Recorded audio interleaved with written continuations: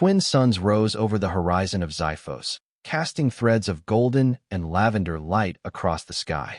Their combined radiance, though delicate, was powerful enough to illuminate the endless fields of crystalline growths that shimmered like glass sculptures. These crystals stood tall and proud, each pillar refracting sunlight in a kaleidoscope of colors.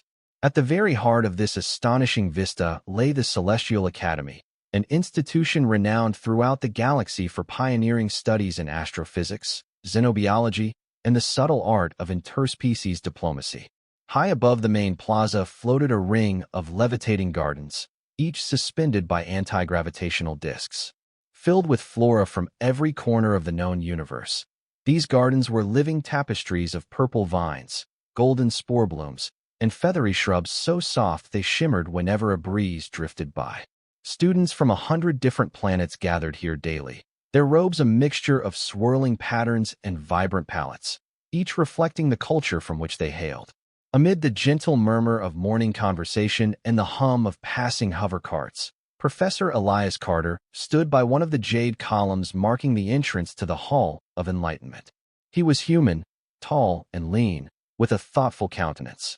The lines across his forehead hinted at many late-night intellectual debates and countless hours spent in quiet research. Within the academy, he was a curiosity, one of the few humans entrusted with the education of species far more advanced in technology and biological prowess. On this particular morning, as he inhaled the crisp air of Xiphos, he glanced at the mirrored reflection of the twin suns upon the polished ground. A surge of gratitude welled within him. Rarely did humans find themselves in such elevated positions on worlds beyond their own.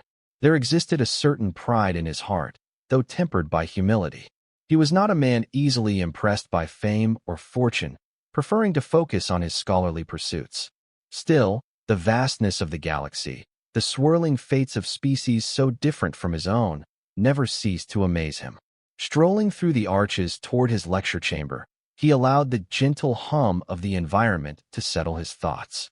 Incandescent orbs, hung delicately from the towering ceiling, illuminated the corridors in a soft glow. The corridor walls were engraved with cosmic scripts dating back eons, reminiscent of an age when cosmic beings were but legends. As he approached, he spotted a solitary figure waiting outside the door to his class, Lirien, an Alvarian. She stood with an air of impeccable calm, her slim, elongated frame accentuated by skin that bore the faint glow of sapphire. The Alvarians were a species revered for their intellectual capacity, their minds honed over centuries of selective breeding and spiritual devotion to knowledge. Yet, Lirien was unique even among her own kind. Word had spread among the faculty that she was singularly skeptical of the value of emotion in logic's grand tapestry. Standing there, she clasped her three-fingered hands neatly in front of her, studying Elias with her intense, near-luminescent eyes. No greeting came from her lips, only a measured tilt of her head. It was the Alvarian equivalent of a polite salute. He returned it with a half-smile and a respectful nod. "Good morning, Lirien," he said softly, as they both stepped inside. Stepping into the lecture hall was akin to crossing into another dimension.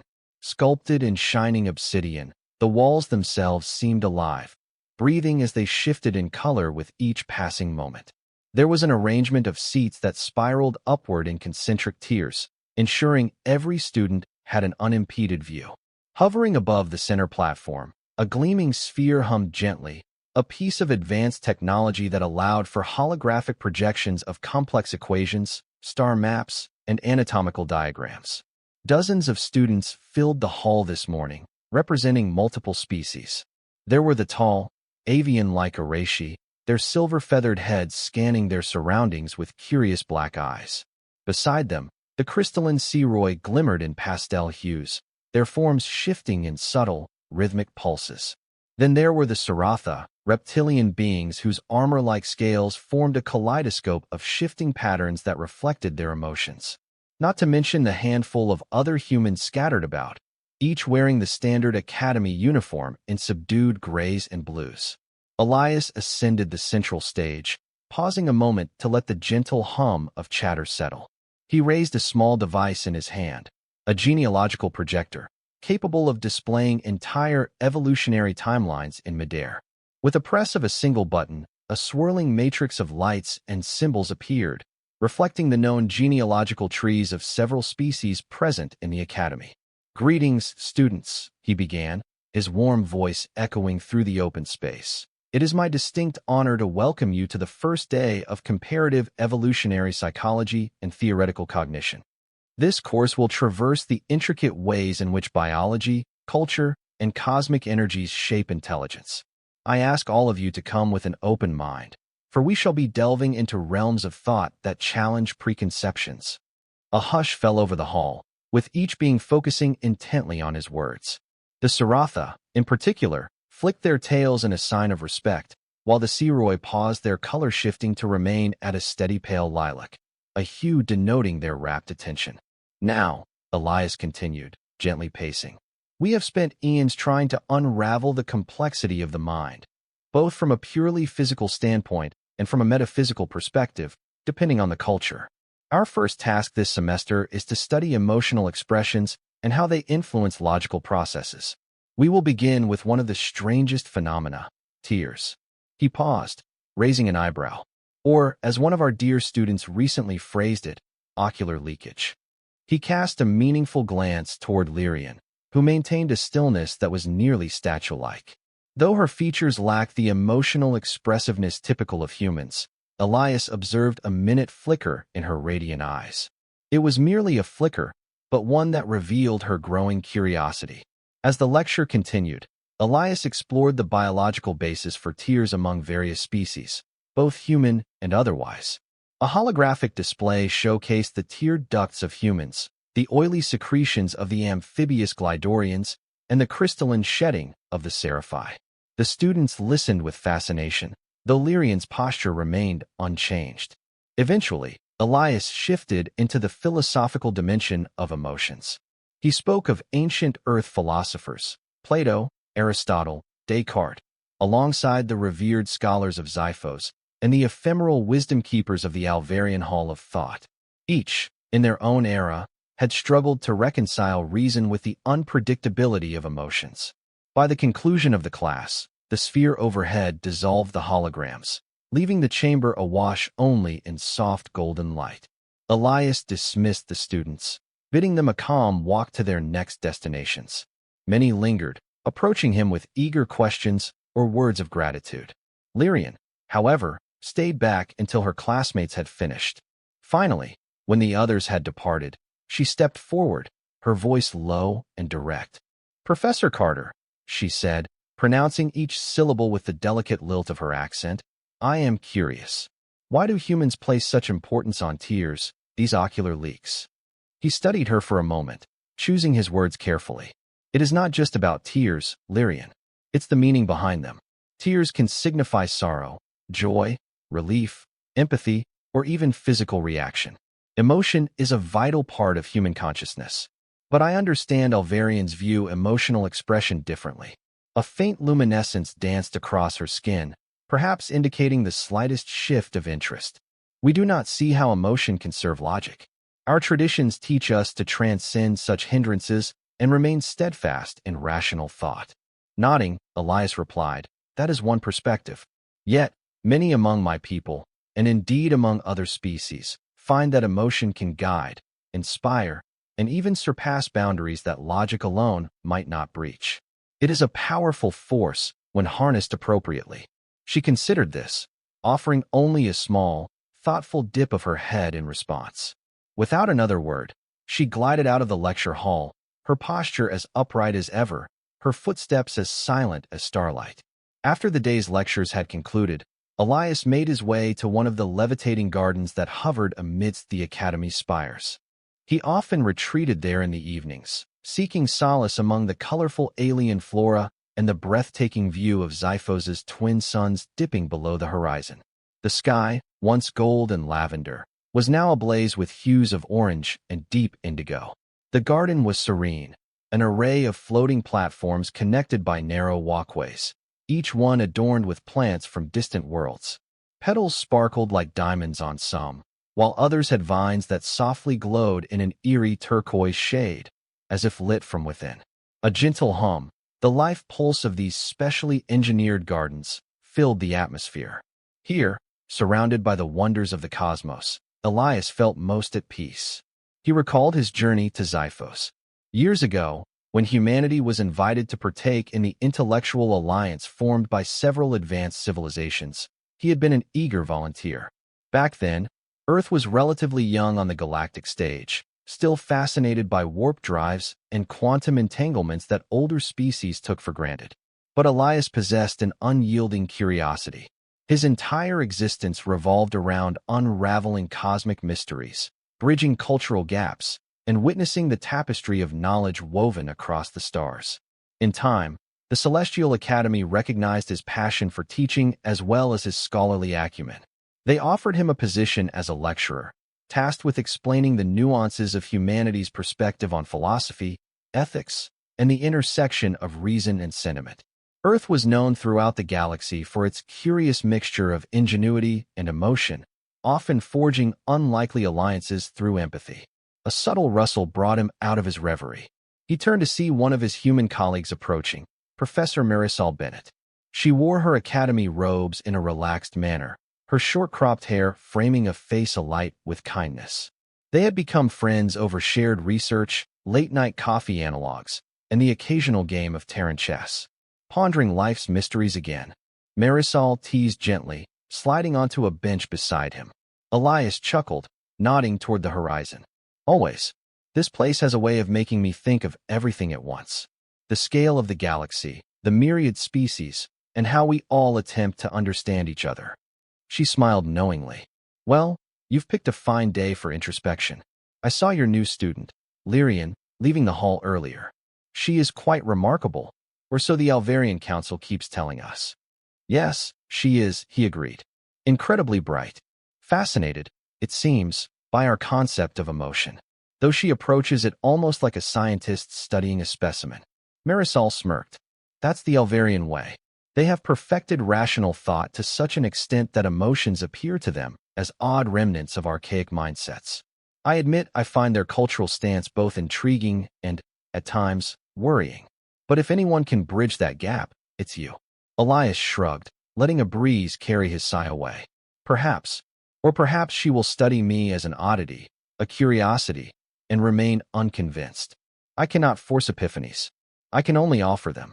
The final rays of the setting suns painted the crystal spires of the academy in a wash of glowing embers. The cityscape below shimmered like a field of fiery gems, a reminder of how exquisite Xiphos could be, even at dusk. As the daylight receded, luminescent paths throughout the academy came alive, guiding late stragglers to their dormitories or study halls. Marisol rose, straightening her robes. Keep me updated on how things go. You never know. Sometimes the greatest breakthroughs happen at the most unexpected times. She gave his shoulder a friendly pat, then headed off toward the living quarters. Left alone with his thoughts, Elias closed his eyes, feeling the crisp air and the gentle hum of the floating platforms beneath him. He allowed his mind to wander to the complexities of Lirien's inquiry. Why are your ocular units leaking? That simple question, however blunt, symbolized a vast cultural chasm. But he also sensed an undercurrent in her voice, a hint that perhaps she was not as devoid of curiosity as she let on. He opened his eyes, gazing once more at the now darkened sky. Overhead, Xiphos's protective shield shimmered faintly, a technology that ensured the city beneath was safeguarded from cosmic debris. Elias felt the weight of responsibility settle upon him, a responsibility that stretched beyond mere lectures. If he succeeded in connecting with Lirien, in demonstrating that emotions were not a weakness, but a catalyst for profound understanding, then perhaps he might spark a small revolution in the way Alvarians viewed the cosmos. With that thought warming his mind, he rose from the bench and made his way back toward his quarters. Tomorrow would bring new lessons, new debates, and the possibility of nudging the universe ever closer to unity. The path ahead was vast and uncertain, but as he glanced at the faint reflection of starlight on the polished walkway, he felt the first stirrings of hope, like a soft drumbeat echoing from beyond the veil of night. Night on Xiphos was a spectacle beyond compare, the dual suns replaced by a swirl of constellations that drifted through the firmament. Above the academy, star-flecked patterns formed by distant galaxies sparkled with quiet majesty. Lirien sat in her dormitory, a sleek chamber composed of transparent, self-adjusting walls that offered a constant panoramic view of the cosmic horizon. For an Alvarian, this was considered a modest environment, a place of minimal distraction and maximum mental efficiency. She occupied a floating seat, her posture impeccably straight, a small data terminal hovering before her. Its circular screen projected streams of symbols and intricate graphs, each depicting recorded emotional reactions in humans and other species. With a wave of her slender hand, she dismissed one set of data in favor of another. She had spent hours, unblinking, studying the phenomenon known as tears, analyzing every aspect from chemical composition to evolutionary significance. She paused, reflecting on Professor Carter's explanation. Emotions, he had suggested, served a higher function than mere vestigial reflex. His words contradicted centuries of Alvarian teachings that insisted emotion muddled the purity of rational thought. She replayed his voice in her mind. Emotion can guide, inspire, and even surpass boundaries that logic alone might not breach. The notion that emotions could be an asset startled her, and yet she felt drawn to discover if there was truth in it. Curiosity coursed through her, prompting a mild glow on her skin, which brightened and then faded in a steady pulse. She recognized this reaction in herself as she noted its peculiarity. A mild physical sign of interest, perhaps? Could that be considered an emotion? The question tugged at the edges of her meticulously structured perspective. In pursuit of further clarity, she accessed the Academy's archival records. Thousands of hours of recorded human behavior were at her disposal. Accounts of historical events, scientific breakthroughs, tragedies, and triumphs.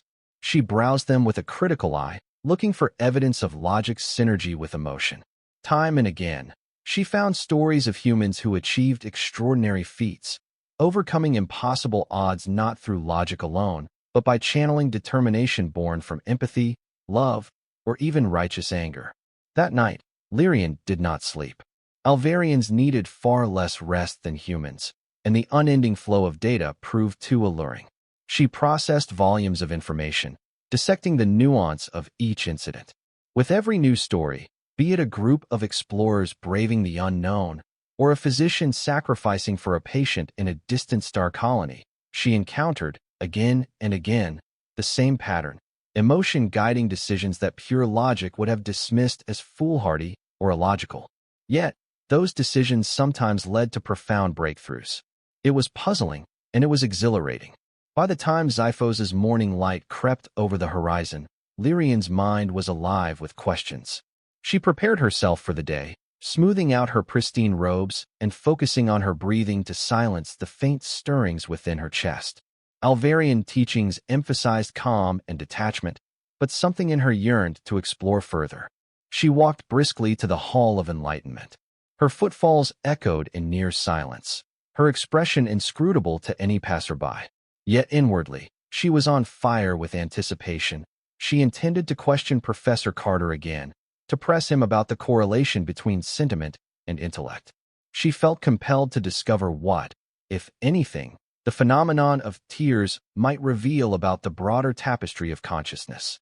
Within the Academy, scholarly pursuits often fostered friendships, but they could also sow seeds of rivalry. Knowledge was power, after all, and the Celestial Academy was a bastion of learned minds. Among those who observed Lirien with growing interest was another Alvarian student named Richter. His skin, a deeper shade of cobalt than Lirien's, radiated an aura of authority, reflecting his status within their society's hierarchy. Whereas Lirien delved into cross-cultural studies with an open, if skeptical, mind, Richter adhered strictly to Alvarian orthodoxy. He viewed emotional exploration as a distraction at best, and at worst, a contamination. Rumors floated through the Academy halls that Richter was destined for high rank within the Alvarian conclave, a prestigious council that shaped policy and thought for their entire homeworld. One afternoon, as Lirien studied an ancient Earth poem displayed holographically in the Academy library, Richter approached her. The library was a magnificent dome, ringed with shelves of living data crystals. Footsteps were hushed by sound-dampening floors, ensuring a near-sacred silence. Richter bowed politely, though the gesture felt cold. "I have heard you are immersing yourself in human culture," he said, his voice smooth but edged with disapproval, "and that you have even expressed public curiosity about these emotional phenomena." Lirien maintained her serene composure. "I find their perspectives intriguing. To fully understand the comparative aspects of evolutionary psychology, one must consider all influences, including the emotional." He tilted his head, the light catching the faint translucent veins that crossed his temples. "You risk losing the clarity of Alvarian logic if you dive too deep into the emotional pool. We have refined our intellect for generations. Are you suggesting we compromise that purity?" For a moment, Lirien hesitated. She had rarely been challenged in such a way. A faint luminescent flush crossed her cheeks, though she kept her tone measured. "I am not suggesting compromise, merely exploration. Data must be collected before any conclusion is drawn." Richter's expression hardened. "Be careful you do not become the subject of your own study." With that, he bowed once more, turning on his heel and gliding away. She watched him depart, pondering his warning. Yet, if the conversation had rattled her, she did not show it. Instead, she turned back to the glowing lines of ancient human poetry, words that spoke of longing, courage, and dreams. In the days that followed, the tension between logic and emotion seemed to seep into the very walls of the academy. Some Alvarian students, emboldened by Richter's stance, began questioning the relevance of emotional studies altogether. Others watched from a distance, curious but wary. Professor Elias Carter noticed the subtle shift. He saw how certain Alvarian students declined to participate fully in discussions about emotional intelligence, how they whispered among themselves in hushed voices when Lirien asked pointed questions in class. Concerned for her, yet unwilling to single her out, he resolved to create an environment where all could engage freely. Thus, one day, he announced a special series of lectures that would delve deeper into the interplay between reason and feeling. Titled Bridging the Divide, the Logical Imperative of Emotion, these sessions aimed to demonstrate that emotional understanding could enrich logical processes rather than impede them. Attendance was not mandatory, but the rumor around campus was that it would present groundbreaking perspectives and possibly stoke more controversy. Lirien, determined to follow the path she had begun, was among the first to sign up. Richter and his cohort likewise added their names, though whether out of genuine interest or a desire to confront perceived heresy was anyone's guess. For his part, Elias prepared meticulously, gathering the best examples from Earth's history and alien civilizations alike. In this charged atmosphere, the stage was set for a conflict of philosophies that would echo far beyond the Academy's obsidian walls. While some students quietly hoped the lectures would quell the disquiet, others predicted it would only amplify the debate. And in the midst of it all stood Lirien, caught between her heritage and a new horizon of thought. Professor Carter's special lectures took place in a grand auditorium reserved for significant events, debates between leading minds, ceremonies to honor breakthroughs, and large-scale conferences. The architecture resembled that of a planetary amphitheater, with seating for hundreds spiraling outward from a central podium. Overhead, a circular skylight offered a view of Xiphos's sky, casting varying patterns of illumination as the twin suns traveled their paths. On the morning of the first lecture, the seats were filled with a vibrant mix of species. Whispers drifted through the crowd like hushed waves. Some eyes glowed with anticipation, while others remained watchful, skeptical. Elias stood at the podium, pressing a small device that produced holographic panels in midair. These panels displayed famous moments when emotion had led to scientific discovery or pivotal social progress. He began. "Throughout the annals of civilization, logic has guided us forward. Yet we must not discount the role of emotion in fostering creativity, compassion, and unity. Consider ancient Terran explorers who ventured across unknown seas, driven by curiosity, but also by daring, hope, and sometimes desperation. Their achievements were not accomplished through logic alone. Images flickered, old sailing ships from Earth's age of exploration, towering rockets from humanity's leap into space, and even star vessels from other species, all propelled by more than raw calculation. The crowd watched silently, many transfixed. Elias proceeded to demonstrate how empathetic connections between species had led to treaties and alliances that pure pragmatism would have dismissed. He highlighted the Saratha, who once believed only in strict territorial logic, yet made peace with the aquatic Glidorians after an emotional act of courage saved a Surathan brood from flooding. Every so often, he noticed Lirien in the audience, her posture rigid but her gaze intent. Meanwhile, Richter and other Alvarians sat farther back, their faces unreadable, though tension radiated from their collective group. While we must be vigilant against emotion overriding reason, Elias said, projecting diagrams of the human brain and the neural architecture of various species, we must equally guard against the blindness of pure logic. In balance, we find enlightenment. Near the end of the lecture, the floor was open to questions. A Saratha raised a clawed hand, inquiring about the proportion of emotion to logic in leadership decisions. A Seroy softly pulsed colors, asking if love was quantifiable. Then, after a lengthy pause, Lirien rose to speak. With eyes like glowing sapphires, she addressed the auditorium. Professor Carter has spoken of tears, empathy, love, and hope, suggesting they fuel progress. However, I remain unconvinced that these phenomena are indispensable for intellectual advancement. Could we not achieve similar heights through unwavering rationality and cooperation born of self-interest? A murmur rippled through the attendees. Elias bowed his head slightly, acknowledging her question. You raise a valid point, Lirien. Cooperation based on mutual benefit can indeed achieve a great deal. Yet history shows us that it is often acts of selflessness, driven by empathy, that break deadlocks and create breakthroughs. Emotion can forge bonds of trust that mere logic, grounded in self-interest, might never accomplish. She considered this, then replied, hypothetically, if I were to accept that premise, how would I reconcile it with the Alvarian belief in the supremacy of reason? Where does one draw the line between beneficial emotional impulses and detrimental ones? A hush fell over the crowd, as many recognized this question was not just academic, it was personal. Elias responded gently. That is the crux, Lirien. Emotions, like any powerful force, can be constructive or destructive. The challenge is to guide them rather than suppress them, to acknowledge their existence, to learn from them, and to harness their potential for good. Lirien slowly resumed her seat, her face devoid of any clear emotion, yet her eyes flickered like distant stars.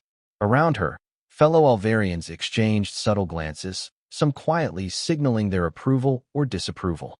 The tension in the hall was palpable. As the session concluded, Elias felt a mix of relief and uncertainty. He had presented the foundations of his argument, but the real test was just beginning. Would Lirien and the others delve deeper or dismiss these ideas as the idle daydreams of emotionally addled species? The next few days brought a flurry of activity across the academy. Students clustered in hushed circles, debating the merits of Elias's lectures. Many found a spark of inspiration in his words, while others, particularly among the Alvarians, voiced concerns that the academy might be skewing away from intellectual purity. Reports of small confrontations emerged, heated arguments in the dining halls, tense standoffs in study groups. Some Alvarian students argued that emotion was indeed a vestige, something left behind in evolutionary progress.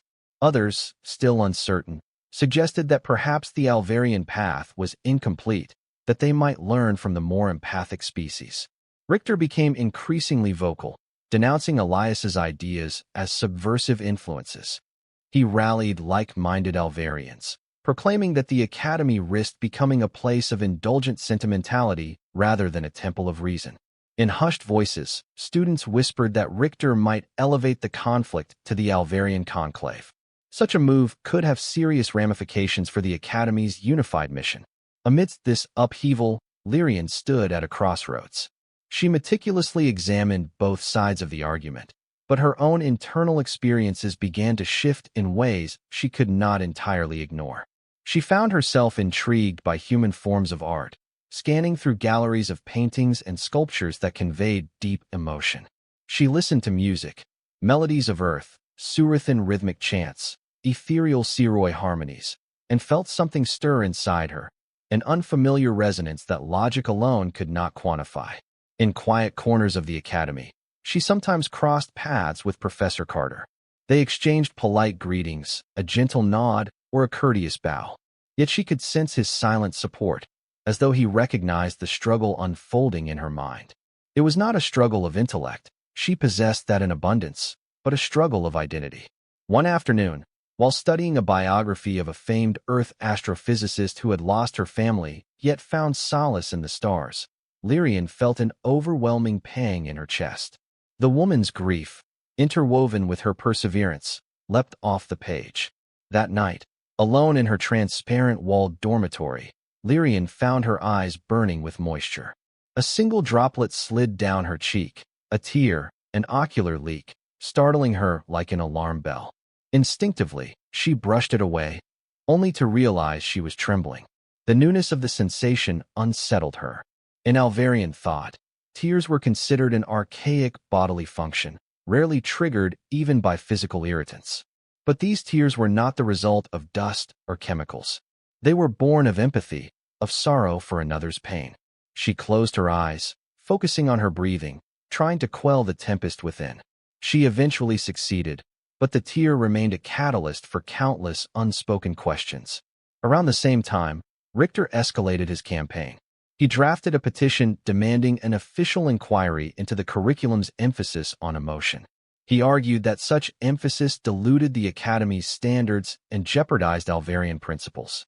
The petition gained enough signatures from Alvarian students to force a hearing before the Academy Council, a diverse group of administrators representing all major species. The day of the hearing arrived, and a hush fell across the campus. Hovercams circled overhead, broadcasting the proceedings to every dormitory and classroom. The council gathered in a high-ceilinged chamber with translucent walls that opened onto the spires of the city beyond. Richter, resplendent in the formal robes of his station, stood to address the council. With measured words, he laid out his arguments, citing Alvarian doctrine and historical precedent. He portrayed emotional studies as a threat to the Academy's mission, a corruption of pure intellectual inquiry. Elias, in contrast, presented his defense with calm conviction. He illustrated how many species that prized logic above all else had still found value in emotional intelligence, forging alliances, resolving conflicts, and pushing the boundaries of innovation. He did not belittle Alvarian culture, but rather suggested that their formidable logic could be enriched by understanding, rather than dismissing, emotion. The council listened intently. Some members nodded in agreement with Elias, while others appeared swayed by Richter's warnings of cultural dilution. With the debate reaching a crescendo, the council president, a tall, graceful Siroi whose skin pulsed in soothing blues, called for testimonies from students. Lirien's heart pounded as she rose to speak. She could feel every eye on her. A hush settled, as if the entire city held its breath. She glanced at Elias, who offered a respectful nod. Then she turned to face the council. "Distinguished members," she began, her voice calm but tinged with something deeper. "I stand before you as an Alvarian student who values the richness of our logical heritage. Yet, in my studies here, I have encountered evidence, both empirical and anecdotal, that emotion can illuminate paths unreachable by logic alone." She paused, letting her words sink in. It is not that Alvarian logic must be replaced. It is that it might be complemented by an understanding of emotion, giving us a broader spectrum of cognitive tools. A ripple of reactions crossed the chamber. Some Alvarians in the audience frowned, while others stared in fascination. Lirien pressed on. "I have," she hesitated, feeling the memory of that lone tear. "I have experienced a fragment of what emotion can stir in us, how it can connect us to the experiences of others. It does not weaken me. I would argue it strengthens my empathy and expands my capacity to learn."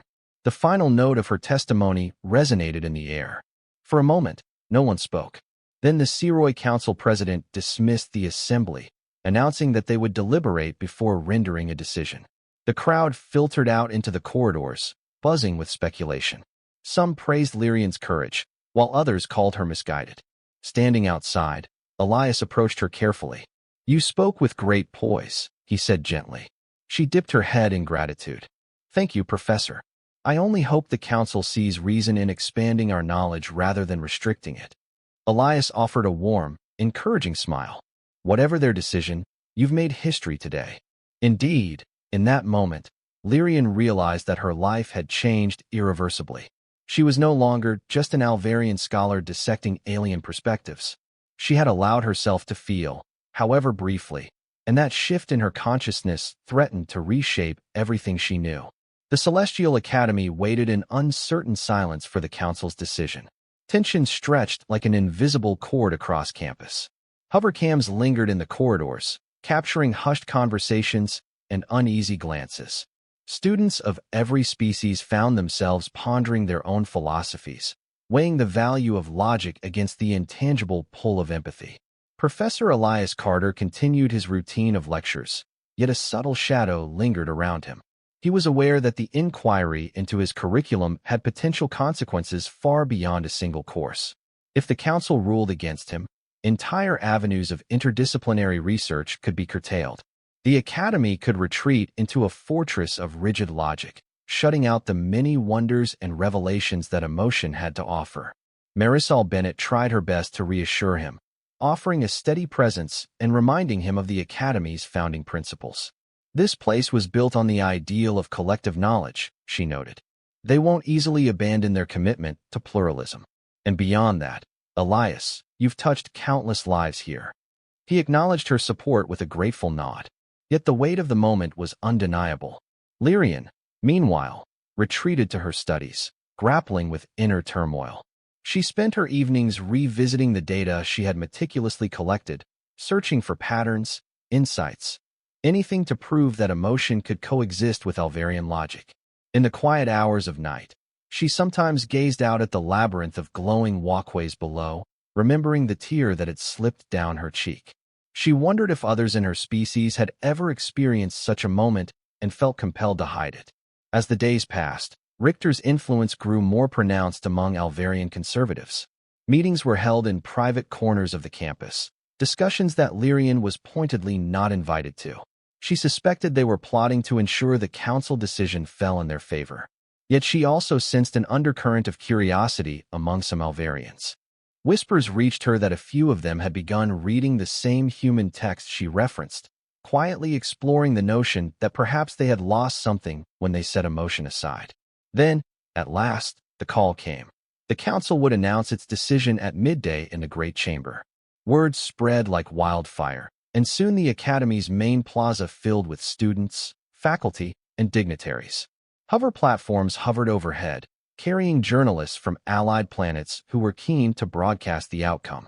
The Great Chamber stood resplendent in the noonday light, its transparent walls revealing a sky tinged with brilliant violet as the twin suns approached their zenith. The council, seated in a semicircle, exuded solemn gravitas. At the center stood the Seroy president, her skin pulsing in carefully measured waves that betrayed no emotion. Richter stood tall on one side, his expression one of collected confidence. Elias and Lirien stood on the other, backed by Marisol and a small group of supportive students from various species. The hush that fell over the crowd as the council president rose to speak was absolute. After thorough deliberation, she began, her voice resonating through the chamber.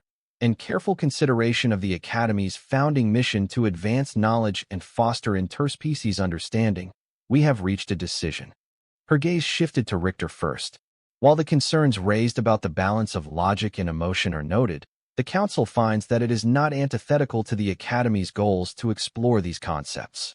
Indeed, we have determined that studies in emotional intelligence align with our mission to understand consciousness in its broadest form. A ripple of reactions spread through the crowd. Richter's lips tightened. Alvarian supporters who had hoped for a ban exchanged troubled glances, while others across the audience allowed relief and excitement to wash over them. Turning to Elias, the president continued, "We see merit in the curriculum proposed by Professor Carter. It is our belief that these explorations may yield valuable insights, not only for Alvarians and humans, but for all Academy members.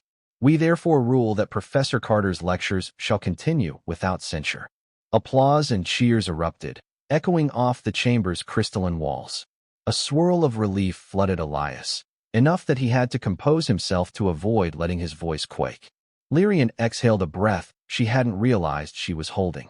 She sensed the significance of this verdict, not merely that the lectures would proceed, but that a door had been opened in the Alvarian consciousness, a door that might never again be fully closed. As the noise subsided, the president raised one hand to signal that she was not finished. However, we do acknowledge the importance of ensuring that logic maintains its rightful place. We asked the faculty to form a special committee to evaluate the academic outcomes of this curriculum. Should it prove detrimental or superfluous, the council reserves the right to revisit the matter. With that, the assembly was dismissed. Richter departed swiftly, ignoring reporters who clamored for comment. Elias, meanwhile, found himself surrounded by colleagues and students offering congratulations. Some pressed close to shake his hand or pat him on the shoulder, while others simply smiled as they passed. Lirien watched from a small distance, absorbing the scene. Eventually, Elias caught her eye, and she moved closer. He reached out his hand, but she offered the Alvarian salute instead, a slight bow of the head. Both gestures conveyed respect, bridging the gap between their traditions. "You spoke beautifully," Elias said quietly. "I suspect your words carried more weight than you realize." Lirien's glow brightened faintly. "I only spoke what I believe to be true, but I fear the real challenge lies ahead, proving that emotional understanding can enrich logical thought rather than undermine it." He nodded, a smile curving his lips. "Then let us embark on that journey together." That afternoon, while the academy buzzed with the aftermath of the council's decision, Lirien returned to her dormitory, her mind pulsing with ambition. She was determined to see this through. Emotion was no longer just a curious experiment. It was a domain of study with vast implications for understanding consciousness. If she could prove that logic and emotion were not mutually exclusive, perhaps she could pave the way for a cultural evolution within the Alvarian civilization. Weeks passed, and a renewed sense of purpose infused the halls of the Celestial Academy. Under Elias's guidance, a collaborative research project took shape. Students from multiple species volunteered, contributing unique perspectives and data sets on how emotions intertwined with logic and problem-solving.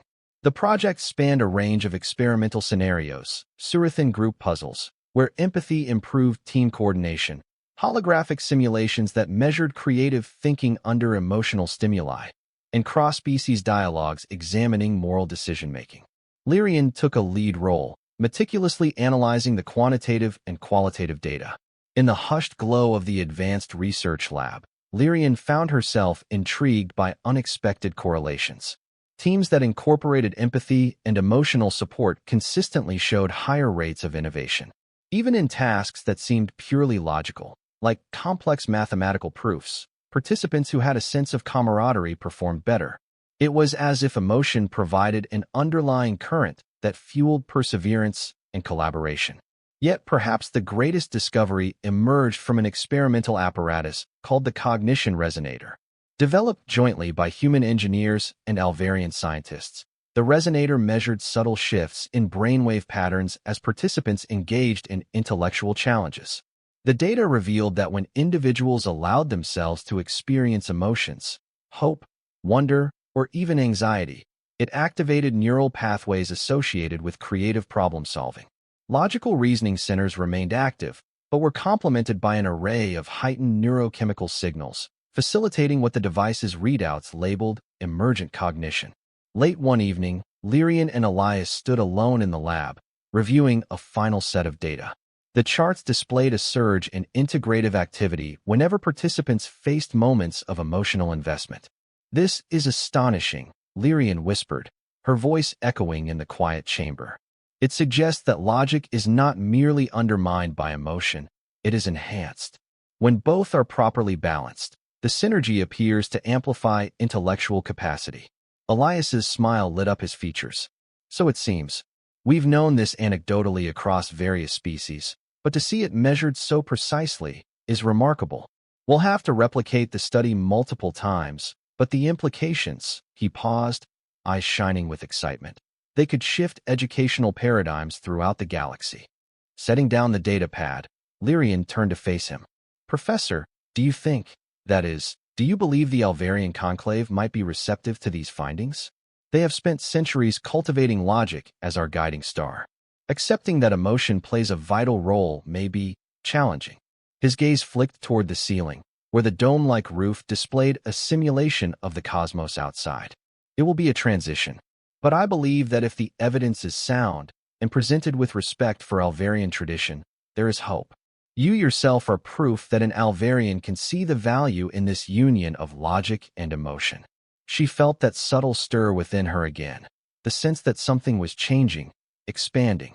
I suppose I am, she said softly, and I intend to see this through, no matter the obstacles.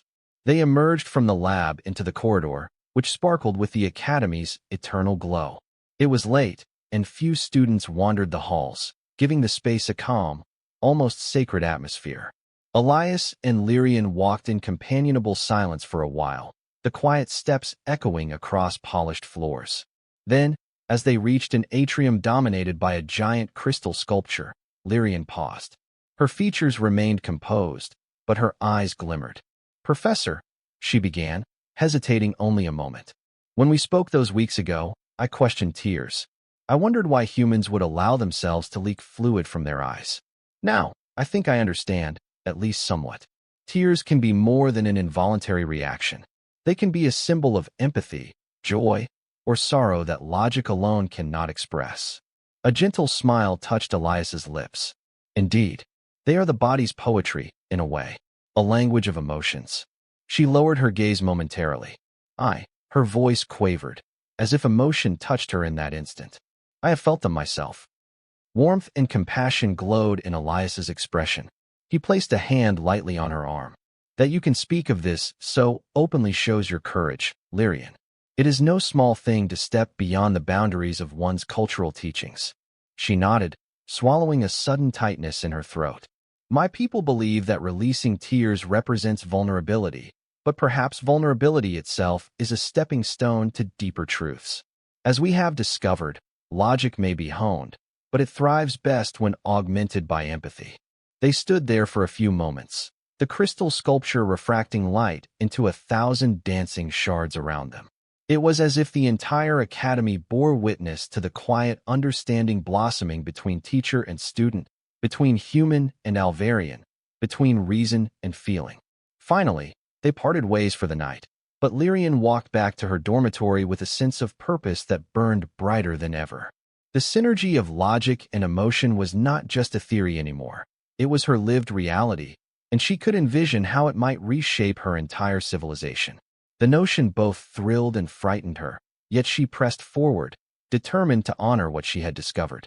In the months that followed, word of the research spread across Xiphos and beyond. Delegations from numerous species arrived at the Celestial Academy, eager to learn about the synergy of logic and emotion. Seminars and symposiums multiplied, and new courses were proposed that explored empathy and emotional intelligence across different cultural contexts. Alvarian leadership received Lirien's findings with initial skepticism, but over time, the weight of empirical data began to tip the scales. Younger generations of Alvarians found themselves captivated by the possibilities. Some older, traditional factions resisted the change, but an intellectual spark had been lit, one that no edict or condemnation could easily extinguish. For her part, Lirien returned briefly to her homeworld to present her thesis. Standing before the revered Alvarian conclave, she spoke with poise and conviction, outlining the scientific rigor behind the cognition resonator experiments. Her voice never wavered, even when faced with the stern gazes of the elder counselors. She explained that emotion, when guided by logic, was not a weakness but a dimension of consciousness that allowed deeper understanding and collaboration. Some murmured disapproval, but others listened closely. By the end of her presentation, the chamber was silent, wrapped in contemplation. Though the conclave did not immediately adopt sweeping reforms, they formally recognized Lirien's work as a subject worthy of further study, an unprecedented concession that opened doors for future discourse. Back at the Celestial Academy, life settled into a new rhythm. Professor Elias Carter became a figure of quiet renown, often invited to speak at interstellar conferences on cognitive harmony. He never claimed to have all the answers, but his humility and passion endeared him to scholars everywhere.